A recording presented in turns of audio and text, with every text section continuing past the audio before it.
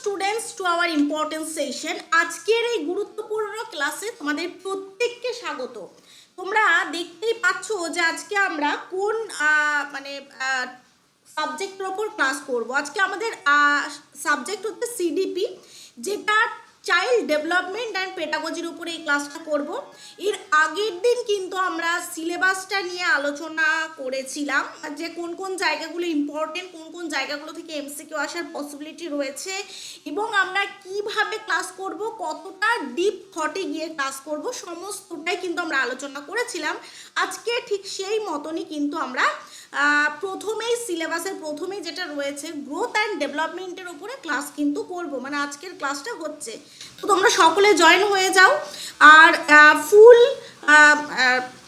TET বা upper primary TET বা C TET এই এক্সামগুলোকে কভার করার জন্য আমাদের 5 জন প্রশিক্ষণপ্রাপ্ত শিক্ষক শিক্ষিকাই রয়েছে, সেটা তোমরা দেখতেই পাচ্ছ। আর তোমরা এখানে কি কি পাচ্ছ সেটা সব থেকে গুরুত্বপূর্ণ, চ্যাপ্টার ওয়াইজ ক্লাস পাচ্ছ। প্রত্যেকটা টপিক কনসেপচুয়াল, নিটলি, ডিপলি সমস্তভাবে তোমাদের মানে করা হবে।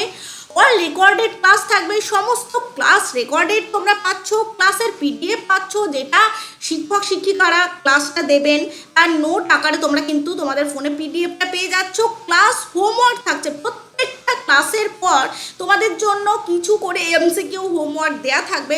এই হোমওয়ার্ক হচ্ছে আমাদের বিষয় সম্পর্কে বোধগম্যতা কতটা ক্লিয়ার হয়েছে সেটা আমরা নিজেরাই কিন্তু বুঝে নিতে পারবো। আর সাবজেক্ট ওয়াইজ মক থাকবে, ডেইলি মক টেস্টের ব্যবস্থা থাকবে এবং ফুল মক টেস্ট থাকবে। আর কি থাকবে, সায়েন্সের স্যার হিসেবে রয়েছে তৌসিফ স্যার, তোমরা দেখতেই পাচ্ছ। সিডিপির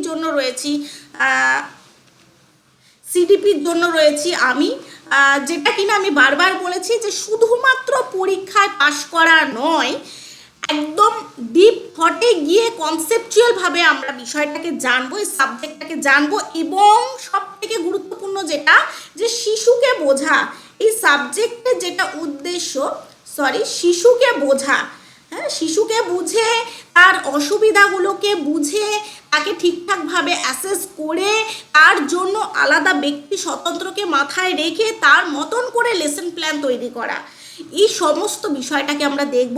আর একটা বিষয় যেটা সিডিপির ক্ষেত্রে আমরা দেখে থাকি, যে একটা শ্রেণীকক্ষে শিক্ষক কিন্তু একই লেকচার মেথড ইউজ করুক বা প্রজেক্ট মেথড ইউজ করুক, একই শিক্ষাদান প্রক্রিয়া কার্যকারী করছেন, কিন্তু শ্রেণীকক্ষে কেউ 80% বুঝতে পারছে, কেউ 50% কনসেপ্ট ক্লিয়ার করছে, কেউ 20% কনসেপ্ট ক্লিয়ার করছে। কেন এটা, সেটাও কিন্তু এই সিডিপি থেকেই আমরা ক্লিয়ার করব।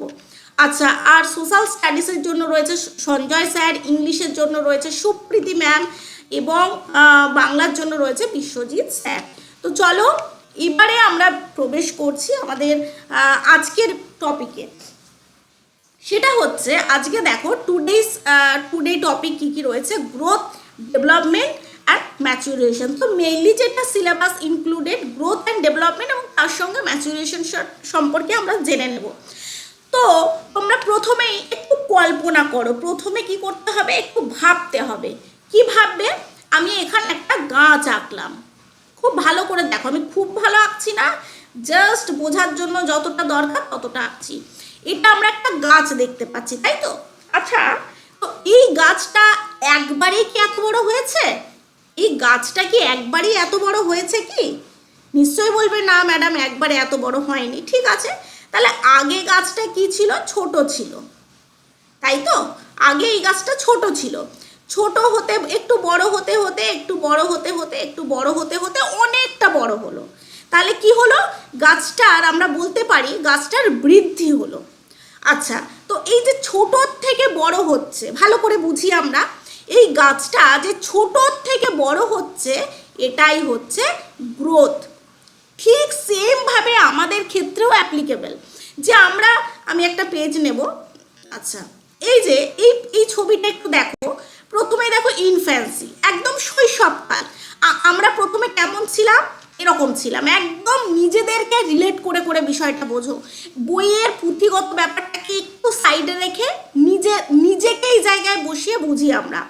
আমি প্রথমে ছিলাম একদম বাচ্চা। আচ্ছা, তারপরে যখন আমার 7-8 বছর বয়স হলো, তখন আমি একটু বড় হলাম। তারপরে যখন আর্লি চাইল্ডহুড হলো তখন আমি ঠিক এই সাইজের এলাম। মিডিল চাইল্ডহুডে আমি আরেকটু বড় হলাম, এবং যখন অ্যাডোলেসেন্স হলাম, একদম প্রাপ্ত বয়স্কের না হলেও তার ঠিক আগের স্টেজে, তখন আমি এই সাইজের এলাম। তাহলে সাইজটা কি এক রয়েছে? তোমরা প্রত্যেকেই বলবে যে না, এক তো নেই।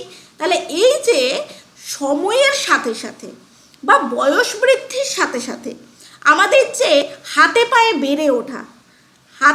বেড়ে ওঠা, এটাই কিন্তু হচ্ছে বৃদ্ধি। ঠিক আছে, এবারে ওভারঅল আমরা এইটুকু জানি, এটুকু কনসেপ্ট আমাদের ক্লিয়ার আছে। এবারে দেখো, আমি তো প্রথমে গাছ দিয়ে বললাম, গ্রোথ কি বললাম, তাহলে এই গাছ দিয়েই যদি আমি এখন বলি যে তাহলে বিকাশ কি, ডেভেলপমেন্ট কি? গাছটা ছোট ছিল, ছোট থেকে আস্তে আস্তে বড় হলো, সেটা যদি গ্রোথ হয়, তাহলে এই গাছের কি হচ্ছে, যে ফুল হচ্ছে, গাছের ফুল, ফল, মানে বা যাই বলি গাছের যে সমস্তটা, মানে এটা হচ্ছে, তাহলে আমরা বলবো ডেভেলপমেন্ট। গাছের ফুল ফল মানে গাছটা যে ভরে উঠছে, তখন আমরা বলবো যে গাছের ডেভেলপমেন্ট। ঠিক তেমনি আমরা যখন হাতে পায়ে বড় হচ্ছি, এটা শুধুমাত্র বৃদ্ধি বা গ্রোথ, তাই তো? কিন্তু আমাদের যখন, আচ্ছা এবারে বলো, 5 বছর বয়সে, হ্যাঁ, আমার যে বুদ্ধি ছিল, আমি যদি বলি বুদ্ধি বা যৌক্তিকতা ছিল, আজ 20 বছর বয়সে, মানে 20 বছর বয়সে কি সেম যৌক্তিকতা আছে? সেটা নিশ্চয়ই আরো আপডেট হয়েছে, যুক্তিটা আরো বেশি মজবুত হয়েছে। তো এটাই হচ্ছে ডেভেলপমেন্ট, যে 5 বছর বয়সে একটা বাচ্চার যুক্তি ক্ষমতা, বিচার বিবেচনা, চিন্তা ক্ষমতা বা দৈহিক বিকাশ বা শারীরিক মানসিক বিকাশ বা প্রাক্ষবিক বিকাশ বা সাংস্কৃতিক বিকাশ বা নৈতিক বিকাশ, যাই বলে থাকি না কেন, সেটা কিন্তু অনেক পরিপূর্ণতা পেয়েছে, এবং এই পরিপূর্ণতাই হচ্ছে ডেভেলপমেন্ট। এবং সামগ্রিকভাবে সেটাই হচ্ছে কিন্তু ডেভেলপমেন্ট। মোটামুটি কনসেপ্ট ক্লিয়ার, যে ছোট থেকে বড় হওয়া, হাতে পায়ে বেড়ে ওঠা হচ্ছে বৃদ্ধি, এবং বৃদ্ধির সাথে শারীরিকভাবে, মানসিকভাবে, দৈহিকভাবে, নৈতিকভাবে, প্রাক্ষবিকভাবে যে পরিপূর্ণ বিকাশ, সেটাই হচ্ছে ডেভেলপমেন্ট। বাস এটুকু ক্লিয়ার। এবারে আমরা একটু জাস্ট দেখে নেব যে শরীরের আকার, ওজন, আয়তন ইত্যাদির পরিমাণগত কোয়ান্টিটিভ পরিবর্তনকে বৃদ্ধি বলে। বৈশিষ্ট্য কি কি? শারীরিক পরিবর্তন হয়, পরিমাপ করা যায়। আজকে তোমরা যদি আমাকে দেখো, আমার ওয়েটটা তোমরা বলতে পারবে যে হ্যাঁ ম্যাডাম 65 কেজি, বা হাইট বলতে পারবে, কিন্তু পরিমাপ করতে পারবে, এটা মেজারমেন্ট। কিন্তু যদি বলি বিকাশটা আমার পরিমাপ করো, তো তোমরা আমার বিকাশ পরিমাপ করতে পারবে না। তাহলে বিকাশ পরিমাপ করা যায় না, বৃদ্ধি পরিমাপ করা যায়। একটা ডিফারেন্সিয়েশন আমরা পেয়ে গেলাম। বাহ্যিক পরিবর্তন বেশি দেখা যায়, হ্যাঁ, বৃদ্ধিটা চোখে দেখতে পাবে, কিন্তু বিকাশ কি চোখে দেখা যায় না? বিকাশ চোখে দেখা যায় না, সীমিত সময় পর্যন্ত ঘটে। আমার 24 থেকে 25 বছর, হার্ডলি, এটা আমি টেনে টুনে বললাম, হার্ডলি আমার এই বছর পর্যন্ত, মানে এত বয়স পর্যন্ত আমার বৃদ্ধি হবে, কিন্তু যখন এর বেশি হতে থাকবে, আমি কিন্তু আর আবার বৃদ্ধি হবে না। কিন্তু বিকাশটা কি আমৃত্যু চলতে থাকে, আমি যত দিন বাঁচবো তত দিন কিন্তু আমার জ্ঞানের বিকাশ বলো, আমার প্রাক্ষবিক বিকাশ বলো, আমার নৈতিক বিকাশ বলো, সামাজিক বিকাশ বলো, সবটা কিন্তু হতে থাকবে একদম আমৃত্যু পর্যন্ত। আচ্ছা, তাহলে এটা হলো, আশা করি এটুকু নিয়ে কোথাও কোনো প্রবলেম নেই। যদি থাকে, আমি আবারও বলছি, যদি কোথাও সমস্যা থেকে থাকে যে কোনো ছোটোখাটো কনসেপ্ট নিয়ে, অবশ্যই কমেন্ট সেকশনে সেটা জানাতে হবে। এরপর আগে বিকাশটা একটু বুঝে নিই, যদিও আমি ওভারঅল একটু বললাম। বিকাশটা আমি তো বললাম, যখন একটা গাছে ফুল ধরবে, ফল ধরবে, ঠিক সেইভাবে যখন একটা বাচ্চার বিচার বিবেচনা, মানে জ্ঞান, হ্যাঁ, বুদ্ধি জ্ঞান একই কাছাকাছি, বুদ্ধি জ্ঞান বা যুক্তি ক্ষমতা, হ্যাঁ, বা প্রক্ষোভ। আর প্রক্ষোভ মানেই আমরা কি বুঝি, ইমোশনের দিকটা রাগ, ঘৃণা, ভয়, অহংকার, হিংসা, ভালোবাসা, সমস্ত কিছু প্রক্ষোভ। আর কি নৈতিক, এগুলো তো সবই বিকাশ। তার সাথে সাংস্কৃতিক আছে, সমস্তটাই বিকাশ। তার সাথে মানসিক ব্যাপার আছে, সমস্তটাই বিকাশ। তো বলছে বিকাশের ক্ষেত্র শারীরিক ও পেশিজ কার্যক্ষমতা, মানসিক ও আবেগিক, ভাষা ও যোগাযোগ বুদ্ধিবৃত্তি। তাহলে তোমরা কি বুঝতে পারছো, এই বিকাশটা হচ্ছে সামগ্রিক, মানে বিকাশের মধ্যে সবটা রয়েছে। বিকাশের মধ্যে দৈহিকটাও রয়েছে। আমি একটু দৈহিকটা লিখে দিই। বিকাশের মধ্যে দৈহিকও রয়েছে, তাই তো? আর এই শুধুমাত্র দৈহিকটাই হচ্ছে বৃদ্ধি, শুধুমাত্র দৈহিকটা বৃদ্ধি, আর এই সমস্ত কিছু নিয়ে হচ্ছে বিকাশ। আচ্ছা, তাহলে সামাজিক ও আবেগিক বিকাশ, মূল্যবোধ ও নৈতিক বিকাশ, ভাষা ও যোগাযোগের বিকাশ, গণিত ও যুক্তির বিকাশ, সৃজনশীলতা ও নান্দনিকতার বিকাশ, পরিবেশ ও জলবায়ুর সামাজিক আর কি, বিজ্ঞান ও প্রযুক্তিগত বিকাশ, শারীরিক ও মানসিক স্বাস্থ্য ও সুরক্ষাগত বিকাশ, শারীরিক ও পেশিজ কার্যক্ষমতাগত বিকাশ। তবে হ্যাঁ, এই জায়গাটার সঙ্গে আমরা ম্যাচুরেশনের একটু কিন্তু মিল পাই, যেটা পরিণমন। আমি একটু প্রসঙ্গক্রমে আলোচনা করে দিই। আচ্ছা, আমি তোমাদের সামনে আমি খুব একটা গাছের ছবি এঁকেছিলাম। এখন যাই হোক, একটা কিছু আমি আঁকলাম, মোমবাতি টাইপের ক্যান্ডেল। তো এই যে আমি আঁকলাম, হ্যাঁ, বা যাই হোক আমি এখন কিছু আঁকছি, যাই হোক একটা পেন আঁকছি, যাই আঁকছি, তাহলে আমার হাতের পেশিগুলো ঠিক আছে, তাই তো? মানে আমার হাতের পেশিগুলো ঠিক আছে বলে আমি আঁকতে পারছি। কিন্তু যদি ঠিক না থাকতো, আমি পেনটা তো ঠিকঠাকভাবে ধরতে পারতাম না, আঁকতেও পারতাম না, লিখতেও পারতাম না। তাহলে সেক্ষেত্রে বলবো আমার পরিণমন সম্পূর্ণ হয়নি। ধরো আমি আর 5টা শিক্ষার্থী দৌড়চ্ছে, কিন্তু আমি কোনো ক্ষেত্রে দৌড়তে অক্ষম। কি বললাম? কোনো ক্ষেত্রে দৌড়তে অক্ষম। তাহলে সেক্ষেত্রে বলবে যে আমার পরিণমনটা ঠিকভাবে হয়নি। কিন্তু যখন আমি ঠিকঠাকভাবে, মানে এক কথায় যখন আমি সুসম্পন্নভাবে কাজটা সম্পাদন করতে পারবো, তখন আমরা সেটাকে বলতে পারি পরিণমন বা ম্যাচুরেশন। আর অল ওভার কি, হাতে পায়ে বেড়ে ওঠা বৃদ্ধি, এবং বৃদ্ধির সাথে সাথে একটা শিশু শিক্ষার্থীর বা ব্যক্তির যে পরিপূর্ণতা আসে, সেটা জ্ঞানগত দিক থেকে, সেটা বৌদ্ধিক দিক থেকে, সেটা নৈতিক দিক থেকে, সেটা সামাজিক দিক থেকে, ওভারঅল হচ্ছে ডেভেলপমেন্ট। বাস, এটুকু ক্লিয়ার। এখানে একটু দেখে নিই কি বলেছে। বলছে বিকাশের ক্ষেত্রে ডেভেলপমেন্টে বলছে শরীর, মন, আবেগ, বুদ্ধি, সামাজিক আচরণ ইত্যাদির গুণগত ও সামগ্রিক পরিবর্তনকে বিকাশ বলে। কোয়ালিটি আর কি, ওটা ছিল কোয়ান্টিটি, বৃদ্ধিটা হচ্ছে কোয়ান্টিটি, আর এটা হচ্ছে কোয়ালিটি। মূল বৈশিষ্ট্য ক্যারেক্টারিস্টিক্স অফ ডেভেলপমেন্টে বলা হচ্ছে সার্বিক পরিবর্তন, হোলিস্টিক পরিমাপ করা কঠিন। মানে বৃদ্ধিটা যেমন দেখে বলতে পারছিলাম যে আমার হাইট হচ্ছে এত, আমার ওয়েট হচ্ছে এত, কিন্তু এখানে তো সেইভাবে বলা যায় না, তাই বলা হচ্ছে সার্বিক পরিবর্তন। জ্ঞান, বুদ্ধি, আচার আচরণের সামাজিক ইত্যাদি পরিবর্তনগুলো হচ্ছে, তাই এটা সার্বিক পরিবর্তন, যেটা হোলিস্টিক ডেভেলপমেন্ট হিসেবে আমরা জেনে থাকি। মানে সমস্ত দিকের পরিবর্তন, জ্ঞান, বুদ্ধি, আচার আচরণ, সমস্ত দিকের পরিমাপ করা কঠিন। আমার কতটা জ্ঞান আছে সেটা হয়তো কিছু কথার মাধ্যমে তুমি বুঝতে পারবে, কিন্তু তুমি তো পরিমাপ করতে পারবে না, সম্ভব নয়। আইকিউ টেস্ট ব্যাপারটা আলাদা। এখন যদি বলো যে ম্যাডাম আইকিউ টেস্ট তো করা যায়, সেটা আলাদা ব্যাপার। আচ্ছা, সারা জীবন চলতে পারে, এটা আমৃত্যু। বৃদ্ধিযুক্ত পরিণমন সমান অভিজ্ঞতার ফল, এটা 3টে মিলে রয়েছে অভিজ্ঞতার ফল। ওকে, তো এবারে আমরা পরিণমনটা একটু দেখি, যেটা হচ্ছে জৈবিক ও বংশগত প্রক্রিয়ার মাধ্যমে শরীর ও মস্তিষ্কে স্বাভাবিক প্রস্তুত হওয়ার প্রক্রিয়াকে পরিণমন বলে। যেটা আমি কিচ্ছু যদি মাথায় না থাকে, কিচ্ছু মাথায় থাকছে না, নর্মালি জাস্ট মনে রাখো যে কোনো কর্ম সম্পাদন, মানে কর্মটা সম্পাদন করা সুসম্পন্নভাবে, কর্ম সম্পাদন মানে সুসম্পন্নভাবে সম্পাদন করাই হচ্ছে ম্যাচুরিয়েশন, যেটা জন্মগত বংশগতির ওপর নির্ভর করে। এবার ধরো কিছু ক্ষেত্রে জন্মগত কোনো প্রবলেম হলো, সেক্ষেত্রে আমরা বলতে পারি পরিণমনটা সঠিকভাবে হয়নি।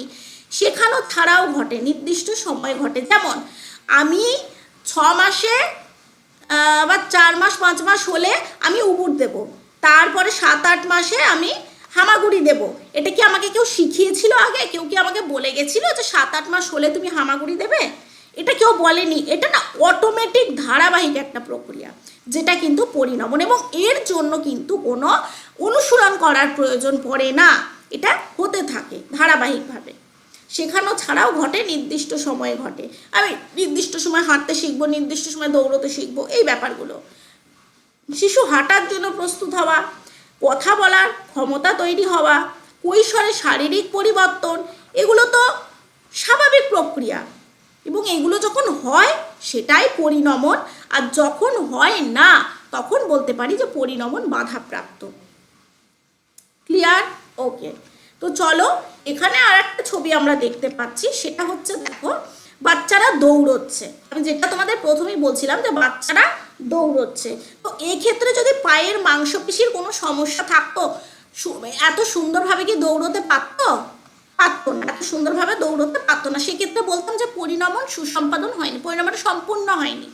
সুন্দরভাবে দৌড়তে পারছে, তাই আমরা বলতে পারছি হ্যাঁ পরিণমনটা ঠিকঠাক আছে।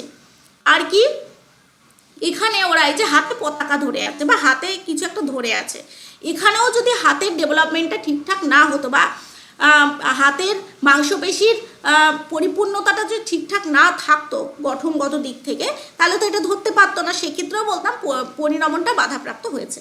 বোঝা গেল? তো কোনো ক্রিয়া সম্পাদন করাই হচ্ছে পরিণমন। আকার আয়তনে বেড়ে ওঠা, বৃদ্ধি, এবং বৃদ্ধির পর তার সামগ্রিক যে বিকাশ, বুদ্ধিগত, জ্ঞানগত, নৈতিকতা, সাংস্কৃতিক, সামাজিক, সেটা হচ্ছে ডেভেলপমেন্ট। তাহলে অল ওভার আমাদের ক্লিয়ার, বৃদ্ধি ক্লিয়ার, বিকাশ ক্লিয়ার,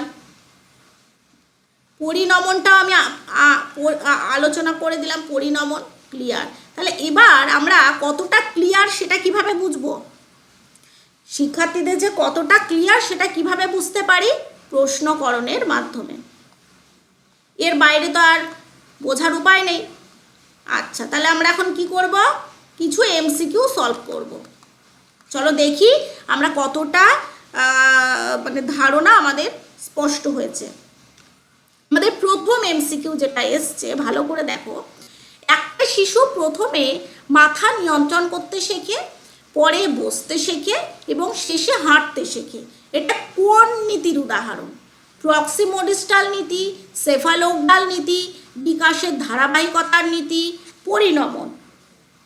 দেখা মাত্রই উত্তর করবে, দেখা মাত্রই যেন উত্তর হয়। হ্যাঁ, দেখা মাত্রই উত্তর হবে। বলো, একটা শিশু প্রথমে মাথা নিয়ন্ত্রণ করতে শেখে, পরে বসতে শেখে, আচ্ছা হাঁটতে শেখে। এটার সঠিক উত্তর হয়ে যাবে সেফালোগডাল।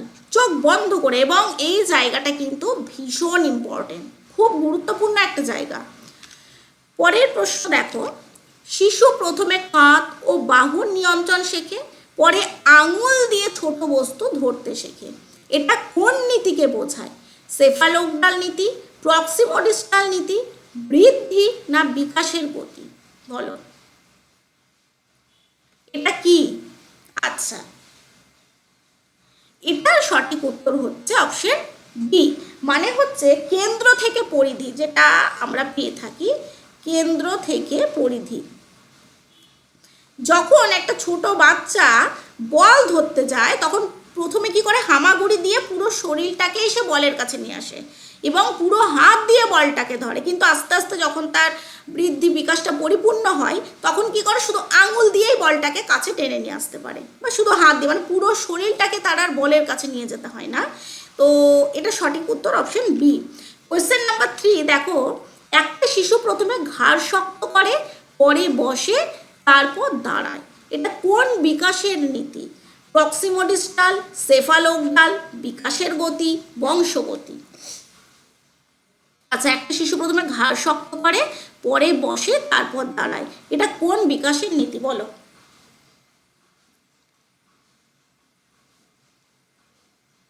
ওকে, এটা সঠিক উত্তর হয়ে যাবে অপশন বি, সেফালোগডাল। চলো পরের প্রশ্ন, কোয়েশ্চেন নাম্বার 4। একটা শিশু খুব দ্রুত বড় হচ্ছে, কিন্তু তার মানসিক দক্ষতা একই রকম আছে। এই উদাহরণটি কি প্রমাণ করে? বৃদ্ধি ও বিকাশ একই, বৃদ্ধি বিকাশের অংশ, বিকাশ বৃদ্ধি ছাড়া হয়, বিকাশের ওপর নির্ভর করে। কি হবে বলো? এটার সঠিক উত্তর আমরা নিতে পারি বৃদ্ধি ও বিকাশ একই না, এটা একই নয়। বিকাশ বৃদ্ধি ছাড়া হয়, হ্যাঁ এটা হতে পারে বিকাশ বৃদ্ধি ছাড়া হয়, তবে বৃদ্ধি বিকাশের অঙ্ক। একটা শিশু খুব দ্রুত বড় হচ্ছে কিন্তু তার মানসিক দক্ষতা একই রকম আছে। মানসিক দক্ষতা, তার মানসিক দক্ষতাটা বিকাশের মধ্যে পড়ছে, তাই না? মানসিক দক্ষতাটা বিকাশের মধ্যে পড়ছে, তাহলে বিকাশ বৃদ্ধি ছাড়া হয় ঠিক আছে, কিন্তু বৃদ্ধি বিকাশের অংশ। এটা আমরা কিন্তু এর আগেও আলোচনা করেছি, সিলেবাস অ্যানালাইসিসের সময়ও বলেছি, একটু আগেও একবার আমি বললাম খুব সংক্ষেপে যে বিকাশের মধ্যে বৃদ্ধি, কাজেই মানসিক দক্ষতা একই আছে কিন্তু শিশু খুব দ্রুত বড় হচ্ছে, তার বৃদ্ধি হচ্ছে কিন্তু বিকাশটা হচ্ছে না। বোঝা গেল? আবার এটাও সঠিক, মানে প্রশ্নের নিরীক্ষে এটা সঠিক, কিন্তু এটা এই তথ্যটাও সঠিক যে বৃদ্ধি বিকাশ বৃদ্ধি ছাড়াও হয়। ওকে, চলো পরের প্রশ্ন, কোয়েশ্চেন নাম্বার 5। একজন শিক্ষক লক্ষ্য করলেন যে দুটি শিশুর উচ্চতা একই কিন্তু তাদের বুদ্ধি ও সামাজিক আচরণে পার্থক্য রয়েছে। এই পরিস্থিতি কি নির্দেশ করে? বৃদ্ধি ও বিকাশ একই, বৃদ্ধি ও বিকাশ ভিন্ন ধারণা, বিকাশ শুধুমাত্র শারীরিক, বৃদ্ধি শুধুমাত্র মানসিক।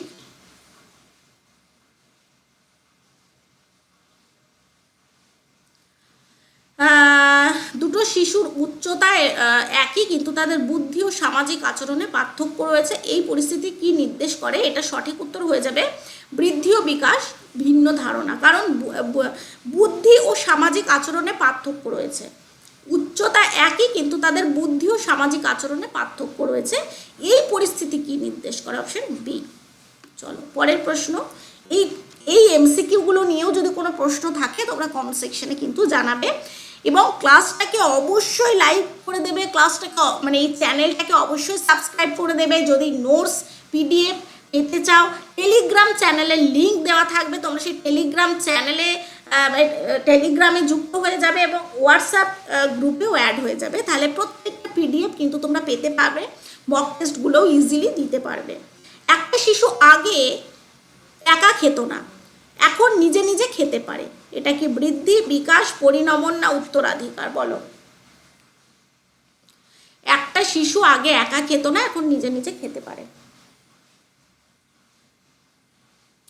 এটা অনেকে বলবে পরিণমন, কিন্তু এই বৃদ্ধির সঙ্গে একটা পরিণমনের ওতপ্রোত সম্পর্ক রয়েছে।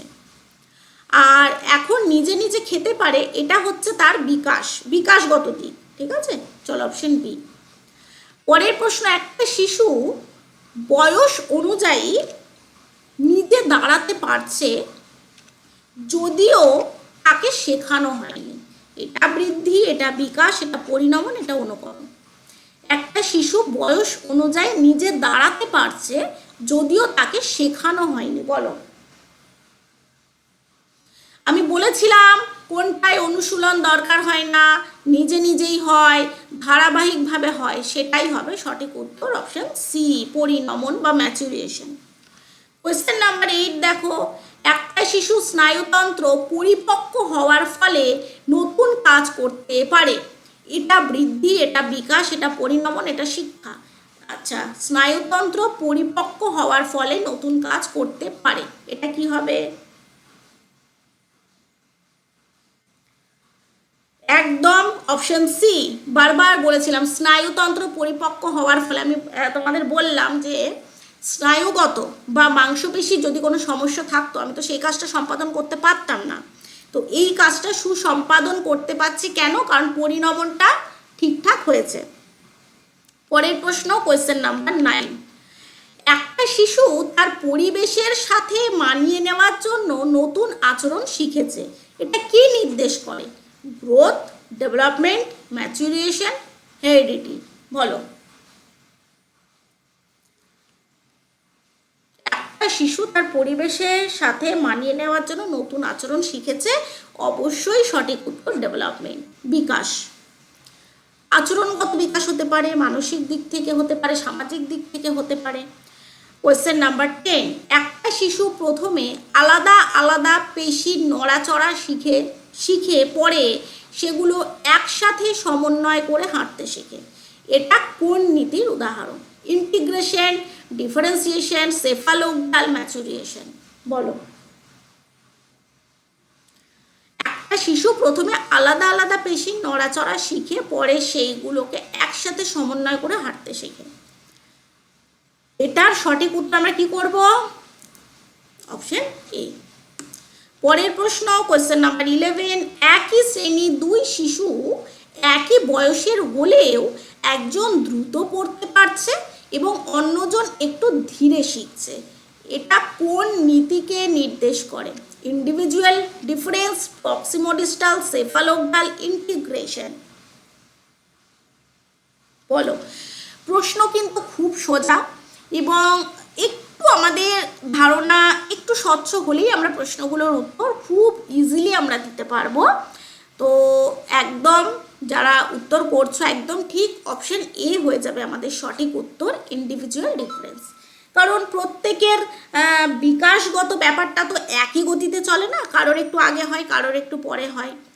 চলো পরের প্রশ্ন, একটা শিশু প্রথমে পুরো হাত নাড়িয়ে বল ধরতে চেষ্টা করে, পরে ধীরে ধীরে শুধু আঙুল ব্যবহার করে। এটা কোন নীতি? Cephalocaudal, proximodistal, general, to specific, individual, variation. বলো। কোয়েশ্চেন নাম্বার 12, যদি এরকম বলা হয় একটা শিশু প্রথমে পুরো হাত নাড়িয়ে বল ধরতে চেষ্টা করে পরে ধীরে ধীরে শুধু আঙুল ব্যবহার করে, এটা অবশ্যই অবশ্যই অপশন সি। আমরা ডিটেলস আরও যখন জানবো গভীরে তখন দেখতে পাবো যে জেনারেল টু স্পেসিফিক, হ্যাঁ, সামগ্রিক থেকে বিশেষ। তো option C is the right answer. একটা শিশু হাঁটার আগে দাঁড়াতে শেখে, দাঁড়ানোর আগে বসতে শেখে। এটা কোন নীতিকে বোঝায়? Individual difference, proximodistal, sequential principle, maturation theory.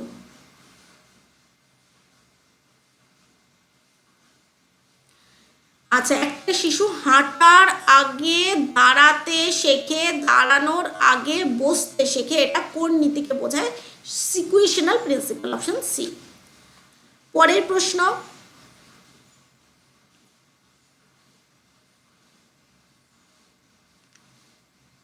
একটা শিশু খুব চেষ্টা করেও সাঁতার শিখতে পারছে না কারণ তার শরীর এখনো যথেষ্ট শক্ত নয়।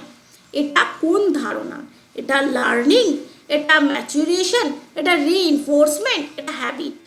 মানে এটা কি অনুশীলন ভিত্তিক, এটা কি মানে বেশ উদ্দীপনা দান প্রক্রিয়া, বা এটা কি পরিণমন, বা এটা শিখন?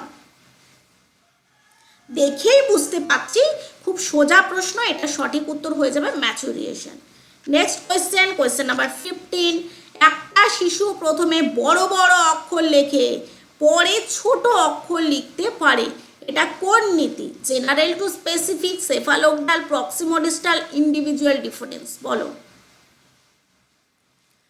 একটা শিশু, আমরা যখন বাচ্চাদের প্রথম অ আ শেখাই বা এবিসিডি শেখাই বড় বড় করে লেখে, তারপরে আমরা কি করি? লাইন টানা খাতা দিই, লাইন টানা খাতায় মাত্রা টেনে দিই যে এখানে অ লিখবে, এখানে আ লিখবে, তাই তো? তো এই যে ব্যাপারটা, এটার কি হবে? General to specific, option A.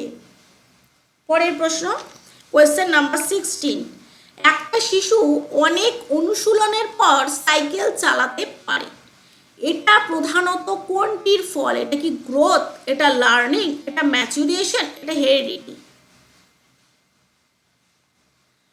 দেখো কি করবো সঠিক উত্তর? প্রশ্নের মধ্যেই উত্তর লুকিয়ে আছে, প্রশ্নের মধ্যেই কিন্তু উত্তর লুকিয়ে আছে। দেখো এখানে অনুশীলন বলেছে তো প্র্যাকটিস করতে হবে, এটা সঠিক উত্তর লার্নিং। অনুশীলনের পর সাইকেল চালাতে পারে, এটা প্রধানত কোনটির ফল? লার্নিং। পরের প্রশ্ন, কোয়েশ্চেন নাম্বার 17, রাহুল হঠাৎ 1 বছর বয়সে হাঁটতে শুরু করলো যদিও তাকে বিশেষভাবে শেখানো হয়নি। এটা কোন প্রক্রিয়ার ফল?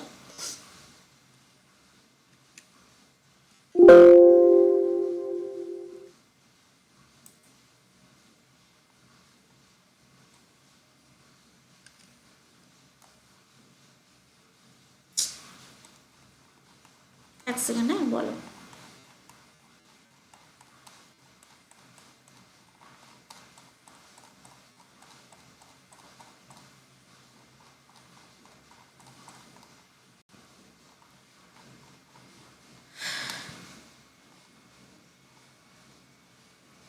বলো এটা কোন প্রক্রিয়ার ফল? কোয়েশ্চেন নাম্বার 17, এটা পরিণমন, পরিপূর্ণতা, বোঝা গেল? পরের প্রশ্ন, সামান্য একটু কথা হেরফের মানেও কিন্তু অপশন এদিক ওদিক হয়ে যাবে।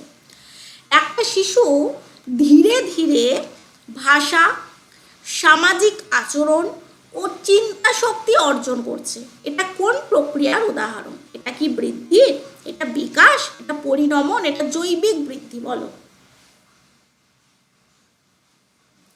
একটা শিশু ধীরে ধীরে ভাষা, সামাজিক আচরণ, চিন্তা শক্তি অর্জন করছে, এটা চোখ বন্ধ করে বিকাশ। প্রথমেই দেখেছি যেগুলো হট করে হয় না, একদিনে হয় না, ধীরে ধীরে ধারাবাহিকভাবে চলতে থাকে। পরের প্রশ্ন, মানে 5 বছর বয়সে আমার যে চিন্তা শক্তি ছিল, আজকে 30 বছর বয়সে এসে আমার চিন্তা শক্তির অনেক উন্নত। তো এই যে ব্যাপারটা, অপশন বি। আচ্ছা 19, ভালো করে প্রশ্নটা আমরা একটু দেখি। একটা শিশু প্রথমে পুরো শরীর ব্যবহার করে দৌড়ায়, পরে নির্দিষ্ট পেশি নিয়ন্ত্রণ করে দ্রুত দৌড়াতে পারে, এটা কোন নীতি? General to specific, cephalocaudal, proximodistal, individual difference? আচ্ছা, পুরো শরীর ব্যবহার করে মানে তোমরা কি বলতে বুঝতে পারছো? পুরো শরীর ব্যবহার করে জেনারেল, সামগ্রিক দৌড়য়, পরে নির্দিষ্ট পেশি নিয়ন্ত্রণ করে দৌড়য় স্পেসিফিক। অপশন এ, সামগ্রিক থেকে বিশেষ। কোয়েশ্চেন নাম্বার 20 দেখে নেব। একটা শিশু প্রথমে কাঁধ ব্যবহার করে করে বল ছুঁড়ে, পরে কবজি ব্যবহার করে, এটা কোন নীতি? বলো। প্রথমে কাঁধ ব্যবহার করে বল ছুঁড়ে, পরে কবজি ব্যবহার করে, এটা কোন নীতি? এটা সঠিক উত্তর হয়ে যাবে অপশন এ। ক্লিয়ার? তো তোমাদের উদ্দেশ্যে আর একবার বলবো, আমরা যেটুকু মানে আজকের সেশনে আমরা যেটুকু সম্ভব ডিটেলস দেখলাম, জাস্ট গ্রোথ, ডেভেলপমেন্ট অ্যান্ড ম্যাচুরেশনের ওপরে, এবং এই তিনটেকে কভার করে আমরা কিছু এমসিকিউ সলভ করলাম। তো এটুকু থেকে যদি তোমাদের কোথাও কোনো সমস্যা মনে হচ্ছে বা হয়ে থাকে, অবশ্যই তোমরা কমেন্ট সেকশনে জানাতে পারো। আর ক্লাসটা অবশ্যই লাইক করে দেবে, চ্যানেলটা অবশ্যই সাবস্ক্রাইব করে দেবে এরকম ক্লাস আরও পাবার জন্য এবং ফুল সিলেবাসটা কভারের জন্য। তার সঙ্গে তোমরা টেলিগ্রাম চ্যানেলে জয়েন হয়ে যাবে। টেলিগ্রামে এবার কি সেখানে কিন্তু প্রত্যেকটা ক্লাসের পিডিএফ শেয়ার করা হবে। এছাড়াও হোয়াটসঅ্যাপ গ্রুপে জয়েন হয়ে যাবে, সেখানে কিন্তু মক টেস্ট মানে সমস্ত শিক্ষার্থীদের মক টেস্ট বা গুরুত্বপূর্ণ তথ্য কিন্তু তোমরা সেখান থেকে পেয়ে যাবে। কাজে অবশ্যই তোমরা একটু জয়েন করে যাও। আর হোমওয়ার্কগুলো কমেন্টে নাম্বার দিয়ে লিখে জানাও, অথবা হোমওয়ার্ক দিতে আমাদের টেলিগ্রাম চ্যানেলে জয়েন হয়ে যাও, টেলিগ্রামে হোমওয়ার্কগুলো দেওয়া হবে। ক্লিয়ার? তো এখানে যে প্রশ্ন দেওয়া হয়েছে, দেখো এই হোমওয়ার্ক প্রশ্নগুলো কেন দিচ্ছি, মানে এর কারণ কি?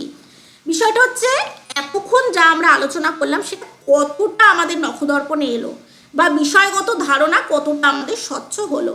তো শিশু প্রথমে বাহু নাড়াতে পারে, পরে আঙুল দিয়ে কলম ধরতে পারে, এর সঠিক উত্তর কি হবে? ঝটপট কমেন্ট সেকশনে উত্তর করো।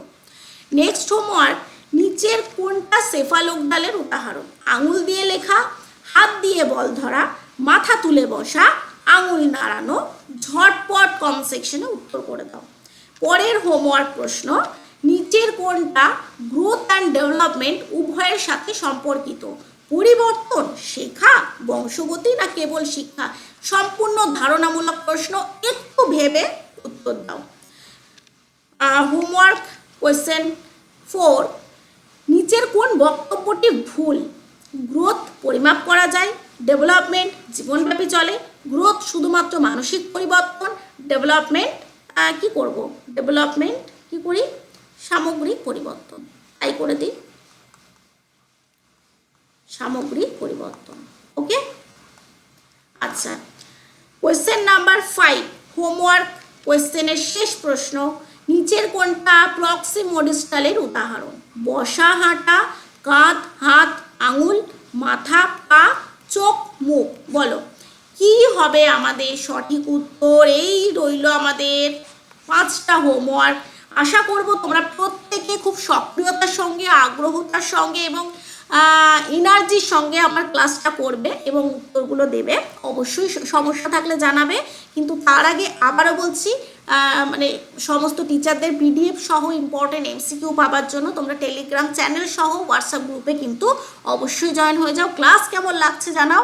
আজ এই পর্যন্তই। সকলে ভালো থাকো, সুস্থ থাকো। দেখা হবে কিন্তু পরের আর একটা ইম্পর্টেন্ট এমসিকিউ সেশনে।